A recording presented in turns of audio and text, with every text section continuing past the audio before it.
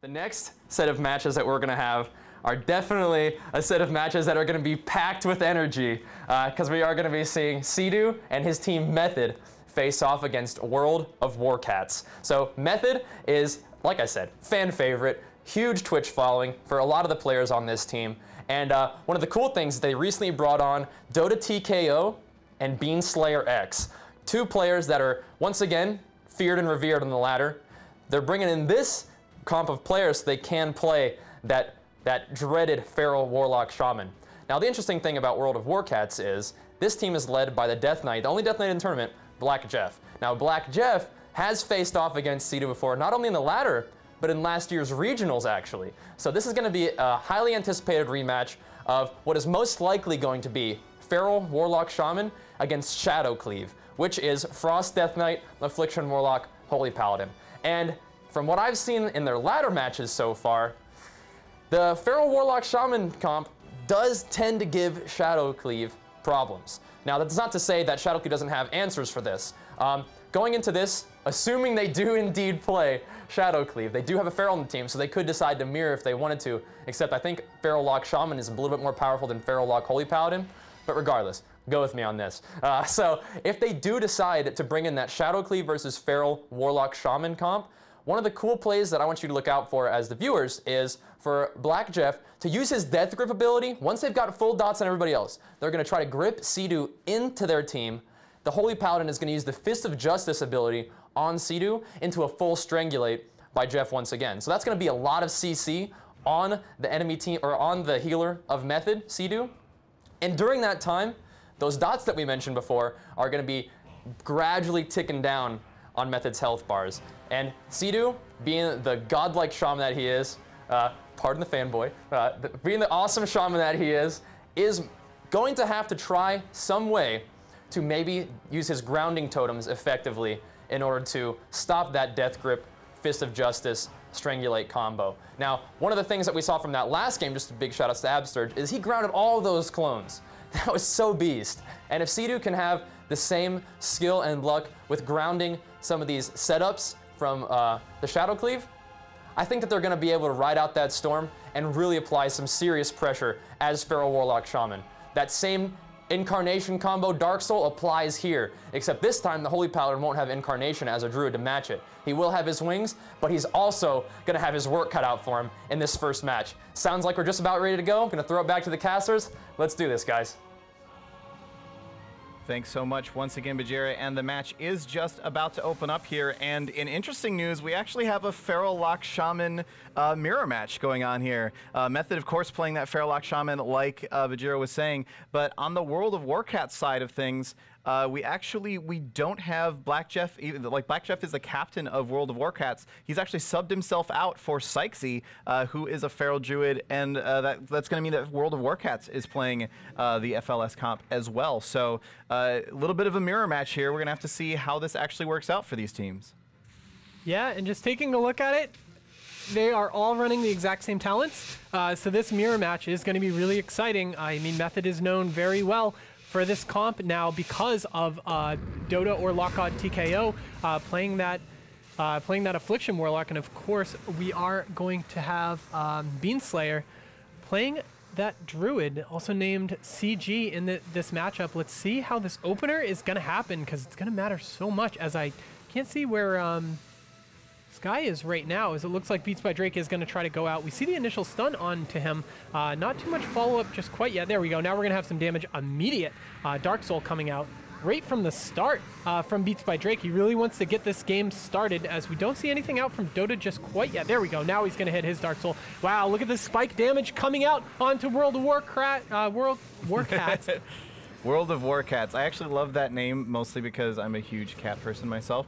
But Sykesy actually having to kind of get out of there. Now trying to turn it back around onto Sea, but the Incarnation comes out, but he's at 20% health this whole time. Sea, though, dipping super low. He's going to have to go ahead and use that gateway to get out of there. Going to go ahead and pop a couple of cooldowns there himself. Going to pop his Ascendants to be able to keep his team up during all of this. Looks like Sykesy was trying to cast a Cyclone there for just a second, but was not able to get that off. And now both teams have actually kind of have started to pull back a little bit. We see that CG and Sykesy are both kind of hanging out in the other team's base at the moment. I say base, it's really just the pillar that they're hanging out at. But everybody else is kind of pulling back right now, and they're trying to play a little bit defensive, but now Method might be in a little bit of trouble here as Sidu is caught into that Cyclone. He's going to try and keep his team alive. Lockgod's going to go ahead and port back out of there, leaving CG out there to just continue some pressure. He's actually been spamming those Cyclones like crazy, getting one onto Sykesy, who's sitting at 30% health right now. Yeah, and let's see if they can follow something up, as he is going to get quite low. He is going to try to prowl right there to try to get out of combat, as it looks like Sykesy is going to take a bunch of damage still, but he's in the middle just by himself. The Sneaky Wong is going to get some heals up, but with that Feral on top of him, he is going to ground that Cyclone. That was a great job. It's going to let Sykesy live, as but look at Dota's health. Lockgod TKO down to half health right now, as Sidu is going to be constantly dispelling those unstable afflictions, which is going to silence him, but he really needs to do that over the whole course of this match. Yeah, so both teams now, we're seeing basically the same action out of both teams, which makes sense. It is a mirror match, and they're both just kind of using the same strategy as time goes on here, just looking for those opportunities to push in, get a full row of dots out, and then maybe get a whole bunch of damage from that Feral Druid as well. Just checking through their offensive cooldowns, it does not look like CG is going to have his incarnation for another minute, but Sykesy as well doesn't have his for a while. So I think we're going to see both teams just kind of playing a little bit defensive right now, just trying to do what they can while they wait for those cooldowns to come back up. As it looks like they are going to go on to Sneaky Wong for a minute, as it looks like, no, they are going to switch it back on around to Beats by Drake, as his Dark Soul is going to fade, but Sidu doing a great job of dispelling the dots off of his team. As you can see, he is having time to purge. Also, we see a bash onto Sexy, as they are going to go pretty hard onto him, it looks like, as Beats by Drake, you know, really trying to put that dot pressure out, but not having too great of a job. Sidu just doing such a great job. Sidu is having to play quite defensive, though, because as you can see, his health just getting extremely low from constantly dispelling those dots. Yeah, but Sidu is known for being able to let people live at like basically no health, cast really small heals, and just keep them alive. He knows that it doesn't matter if they're at full health as long as they don't end up at 0 health as a result of that. So that's why we see him tend to pull back out, give himself a quick heal, top himself back up again, knowing that his team's going to be alive when he gets back out there once again. It's just a question of making sure that he can stay. Like, this is why he loves to sit behind the pillar so much. It keeps him out of line of sight of CC so that he knows he can jump out in a hurry and get those heals out when he has to. Now, trying to turn this around onto Sneaky Wong here. He's actually in a little bit of trouble, caught into a stun there for just a second, dipping down to about 40% health. I have a feeling that this match is going to end up going fairly heavily into dampening unless we can see a huge burst come out from somebody here soon, because Sneaky Wong is also doing, like, Sneaky Wong has gone to the Sidu school of playing Arresto Shaman. He's been hanging out by that pillar just basically the entire time. He knows that his best bet is to stay out of line of sight so that he can jump out and get those heals out when he needs to. So the double incarnation came out from both Ferals right there, as it does look like CG's is going to fade, as he is going to get bashed in the middle. This isn't looking too well. Sidu caught in that Shadow Fury too. It looks like they're going to try for the Cyclone follow-up, but they weren't able to land it. Sidu sitting at half himself, but trying to keep CG offensive. That's going to be the big deal right now. Of course, Dota or Lockgod TKO is sitting playing defensive with Sidu because he's just able to spread those dots out around the midfield. But that does mean that he isn't going to be able to get any dot pressure onto Sneaky Wong, which is going to make it pretty hard for CG to swap and do a ton of damage onto Sneaky Wong. As it looks like every single time that CG is going to go offensive, it looks like the Feral Druid is just going to try to stop him, as he's taking so much damage. He's just by himself out on the pillar. Oh, wow. He just put himself way out of position in that moment, wanting to switch over to Sneaky Wong, and a great job by the Feral on World of Warcats, typhooning him out of range, or out of LOS. Ooh, that wasn't good for Method in that game. You know, right at the end, CG just playing way too offensive by himself. Yeah, he definitely got a little bit too greedy there, I think. Went back behind that pillar, thought that maybe he could score a kill out of that, which, reasonable enough, maybe there was something he could have made happen there. But unfortunately, he went in there. He was already at fairly low health when he went in, and he was just way too far away from Sidu at that point to be able to catch those heals. So that will be the first game going to World of Warcats here against Team Method. Let's head over to Bajira at the analyst desk and have him break that down for us. So in a somewhat surprising move, we do see Sneaky Wong, the Resto Shaman, coming out to complete that FLS mirror. Now, we do know that Sidu is known for him being able to leave his teammates a little bit lower health and pulling back for that pillar, being a little bit, I would not say greedy with cooldowns at all, but a little bit cautious. And one of the things to mention, sort of building a picture for you guys, is that Method did mention that they were confident against this team in FLS mirrors. Now, one of the questions that I have is, were they too confident? Did they go behind that pillar, put themselves in a rough spot, knowing that Sidu does like to play further back, does like to play a little bit more defensive on that pillar? They may have been a miscommunication there with the team, where we did see CG go in behind the pillar and get stuck in a really bad spot, and Sidu wasn't there to help him. I mean, he had so many cooldowns available. It's just a little bit of lack of positioning, a little bit of maybe lack of communication, but in a mirror where the stakes are as high as this, just small mistakes like that can actually end up being the decisive factor in that mirror match. So, despite Method being confident in their FLS mirrors against World of Warcats, that first game does go to the World of Warcats team. You know, we do see Sneaky Wong usually playing that Paladin role, swapping over to the Shaman for this. So, you know, Sneaky Wong's tournament appearance so far so good, but can they continue that dominance over Method, that one-game dominance over Method? We'll see in that next match. One of the things to look out for is definitely, even though Sidu does want to play a little bit further back, does want to play that cautious role, as was adopted by Sneaky Wong as well. You know, sometimes if you're going to go aggressive, you need to go aggressive as a team. The risk there is that you do expose yourself to not only CC, but a swap. And you saw that early in the game. The teams did make some swaps to the opposite team's Resto Shaman. And in a lot of situations, in Lock Shaman mirrors, one of the first teams to make a really high quality, you know, full dot, full CC, cooldown swap to the Shaman ends up securing a really substantial lead for themselves. The only problem there is, like I mentioned, if you do want to make that swap, you need to make it together as a team. You need to make it together. You know, you do have some cooldowns to compensate, but one of the scariest things is that a Feral Druid with Incarnation can turn things around very quickly. And you'll see that the Feral Druids usually will use Incarnation nearly at the same time as each other, so that one doesn't get an advantage over the other. And they may even use a lot of that Incarnation to try to peel the other Feral Druid, which is why I think we're not seeing as many, you know, high cooldown, high-intensity swaps to enemy teams' Resto Shaman, preferring in a tournament setting to use that Incarnation a little bit more defensively and try to peel the other Feral Druid. But we'll see if those are the matches, we'll see if the matches go that way today, because I think we're just about ready for this next FLS Method versus World of Warcats mirror. Let's take it back to the casters and see how it goes. Thanks so much once again, Bajira. And Method has actually chosen the Dalaran Sewers for their map choice in this next matchup. No comp swaps. They're both going with the Feralok Shaman once again.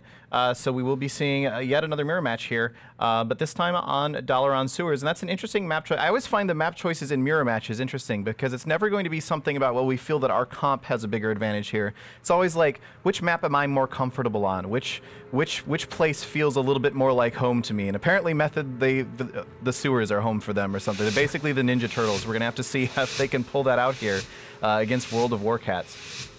All right, now right out of the gate, let's see if Method can spring back from this 1-0 deficit right now. Again, like Bajira was saying, the big thing to note is when they swap onto the enemy Shaman, he really has to have those dots available, or you just tickle him with that Druid, which is exactly what happened, and it cost them the game immediately, going to open up on to beats by Drake to start some damage. It is, again, going to be the Feral versus Feral as we see the Incarnation coming out from CG right away, also known as Bean, but it looks like the team of World of Warcats is going to hold on to that Incarnation, so it's going to play a huge role later into the match. That Dark Soul coming out too by Bean. So it looks like Method is really putting out tons of cooldowns early, and you can see it's really making an impact on to the life bars as we see the double stun coming out onto Sneaky Wong as the Maim comes out onto the Feral Druid also, as he is going to take a bunch of damage, but look at him just run and have to go and play offensive onto Sidu. The dash coming out looks like he's going to try to land that Cyclone, but he does have Lock God TKO just sitting right in his face. The Maim coming out on to Sidu also. And there's still no Incarnation yet. That is pretty scary. Oh, it looks like it was used right then. Yeah, he did actually use his Incarnation and his Berserk a little bit ago already. CG, though, maybe in some trouble here. Beanslayer in a little bit of trouble. Now they're swapping over onto Lockgod, who's getting super low, down to 20% health. Catches a big heal from Sea-Doo, going to keep him alive for the time being. They're just trying their best to once again get back into that position that they were earlier. Very back and forth so far, as now Method is the ones that are getting super low. The Shadow Fury comes out very DR'd, though, but is going to force the Spirit Link to be able to top Method back up, or at least get them all to a more stable health pool, as Lockgod does have his Dark Regen active. Sea-Doo, though, caught into that Cyclone. He's going to have to trinket that to keep his team alive. Lockgod's going to go ahead and port out of there. Sea-Doo actually ports the other direction, moving back in over there, and he goes back into his Ghost Wolf form to get back out of line of sight, but he gets caught in the bash. Could be in a lot of trouble here for Sea-Doo, as that Cyclone comes out as well, and now both Beanslayer and Lockgod are getting super, super low, but the Cyclone does fall off from Sea-Doo, and he's able to get down that Healing Stream Totem, Cloudburst Totem, and he will be able to heal his team back up. World of Warcats is really dominant early on into this match. Just look at the health bar difference, as there isn't a lot of pressure coming out onto World of Warcats, as Method is just going to be handled over and over. It looks like Dota, also known as Lockgod TKO, sitting at half right now, puts that Dark Soul up. They really need to put that counter pressure out to give Sea-Doo some breathing room to let his team heal up to full, as it looks like the Feral Druid is going to get Cyclone on the team of World of Warcats. That's great. Lockgod TKO, the only person taking damage right now, down to half. And look at the dots difference on these teams, as we do see full lines of dots going out onto the team of World of Warcats. But again, every time that Sea-Doo is by himself, we see that Feral Druid just jump over and start dealing damage to him. Yeah, and Method actually, they did just get a full row of dots out, but Lockgod has had a really, really hard time keeping those up, and in fact, just barely managed to refresh them on Beats by Drake before they fall off, but they have fallen off of Sneaky Wong, so he's just not able to keep out the spread pressure that he really wants to in this mirror. It's really going to come down to who can keep that pressure better.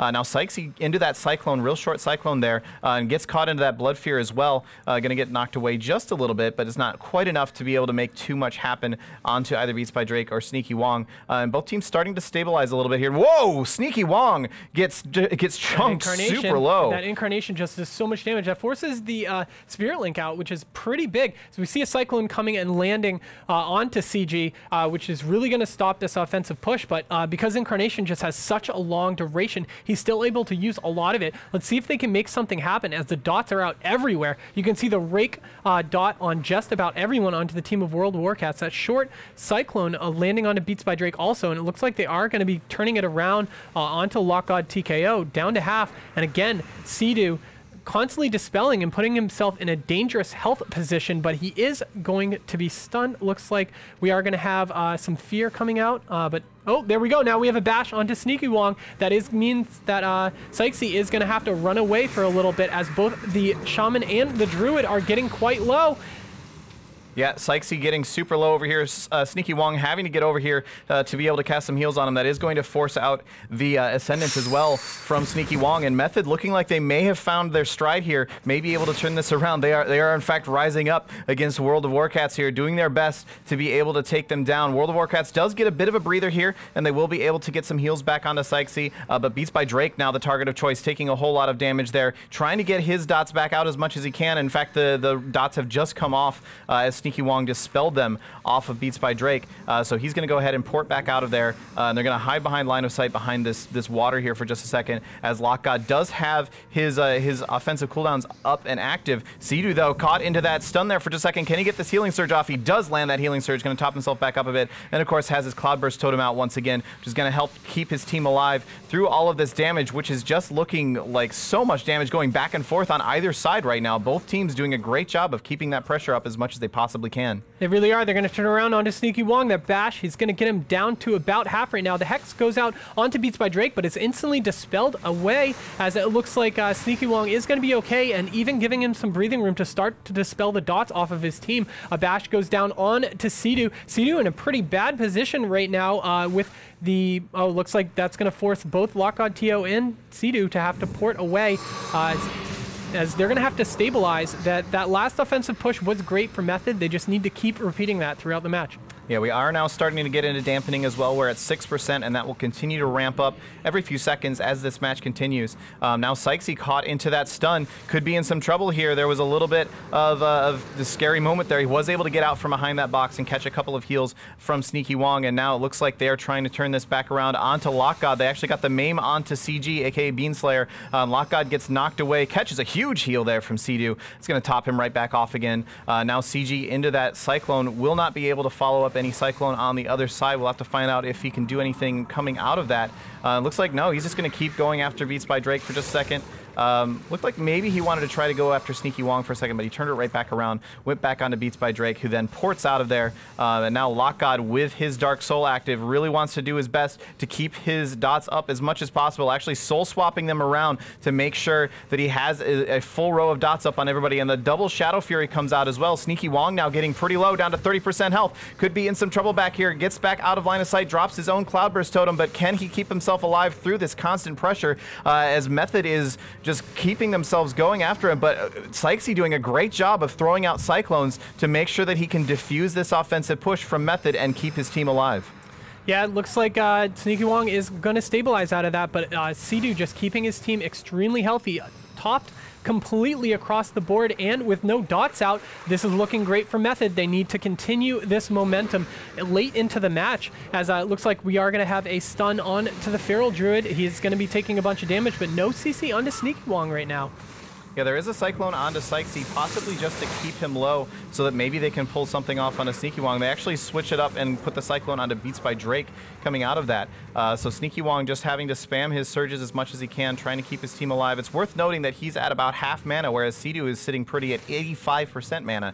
So in terms of mana, as we're starting to get deeper and deeper into dampening, the advantage is definitely on Method's side, but oftentimes it's not mana that really ends it at this point. It's going to be whether or not you can actually heal through the pressure with that increasing healing debuff. 19% dampening at this point. Sea-Doo caught into a bash there, actually taking a chunk of damage for just a second. He's going to go ahead and drop his Spirit Link Totem right as that triple Shadow Fury comes out, and that's going to keep his team alive for now with that Cloudburst Totem coming out, but it's going to get killed right away. Can Sea-Doo survive through this? Wow, a nice big heal lands onto him. Sea-Doo's going to continue to be just fine, and now the Dark Soul is coming out from LockGod. They really need to make some pressure happen right here, right now. They want to turn this around. All of the members of World of Warcats are sitting at about 60% health, so if they can make some serious damage happen into one of them right here, it could be Sneaky Wong. They've actually put a bunch of damage into him, and he's having to run away, hide himself over here out of line of sight. And they're not going to continue the pressure onto him just yet, but can they make something happen onto Sykesy or Beats by Drake? It looks like they're a little bit too busy trying to keep Beanslayer alive through all this, because he's taking a whole bunch of damage as well. Actually manages to get a Cyclone out onto Sykesy though, which is once again going to defuse that push. Yeah, even though Sneaky Wong was really low on health, he was by himself, and it was a great job of World of Warcats just staying so offensive that gave him the time to just cast slow heals on himself, you know, preserve that mana, because he was trying to dispel as many UAs as possible as he catches another one, as it does look like Sykesy is going to take a bunch of damage right here. Looks like what'll be interesting to see is if Bean's Incarnation comes back up very soon, but Sea-Doo, wow, having to use again that Spirit Link Totem. His team is all down to half right now. They really need to turn it back around onto the team of World of Warcats if they want to stay in this tournament. Yeah, Method could be in a lot of trouble here. Sea-Doo does not have any cooldowns available. CG getting super low, down to 6% health. Will he be able to survive through this? LockGod super low as well. They're trying to get down over here out of line of sight. CG actually trying to cast a couple of heals on himself to keep himself alive. Are they going to be able to turn this back around though? It looks like they've managed to keep themselves relatively stable for the time being, despite being at so low health, and they may be able to get a kill onto Sykesy here, who's at 20% health as well. Sea-Doo just doing his best to keep his team alive, but no, Beanslayer out of nowhere takes a big chunk of damage, loses about 25% health, and that's going to be it.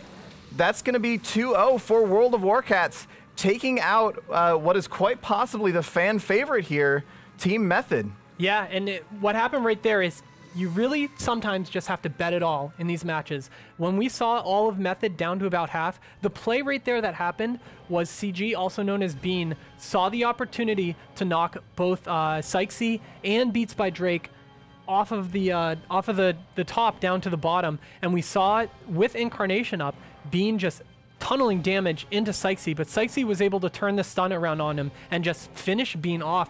You know, it was a risky play. They had to do it at that point because just looking at the pace of the match, even though Incarnation was up by Bean, they weren't putting out the type of damage that they needed to. Sneaky Wong was doing a great job of keeping his team just completely topped at that point, and going into dampening at that moment, even though you do have Sea-Doo as your Resto Shaman on that team, with all the health bars down to half, sometimes you have to make those risky plays, and it didn't pay off for Method. Yeah, definitely. And World of Warcats definitely recognized that situation of, we can just kill them. We can just do it right now. We can just go in and we can kill them. And they took advantage of it, and that got them the win and knocked Method out of the qualifier tournament. So let's go ahead and take this over to the analyst station and hear from Bajira his thoughts on how that match went down. All right, guys. So we are sad to see the fan favorite, arguably, Method getting kicked out of the tournament at this point, but they did so in a pretty epic fashion, in my opinion. In the beginning of the game, or before the game, I talked about how a lot of times you do see these teams matching Incarnation for Incarnation. That is not what happened this time. This time, one team would pop Incarnation, throw everything they could. It was like a slugfest, just a punching match. I'll hit you as hard as you can, you come back and hit me as hard as you can. One Feral popped the Incarnation, the enemy team's health bars chunked, all down to 30. If the team was able to survive, then they'd come back and they'd pop Incarnation and they would chunk the health bars down to 30. And what ended up happening there at the end of the game is World of Warcats just hit Method just a little bit harder and ended up scoring the kill on Bean Slayer. So once again, an amazing match. That Feral Lock Shaman mirror was brutal. They definitely, like I said, went back and forth, and in the end, we did see Method going down. But we have a lot to look forward to today. We have tons more awesome arena matches, but also, we're gonna take a short break. After the break, we've got the developer talk with the lead PvP designer himself, Brian Halinka. Gonna be asking him a few questions about Warlords of Draenor, but also about WoW Legion. You don't wanna miss this. Stick around, we'll see you guys in a few.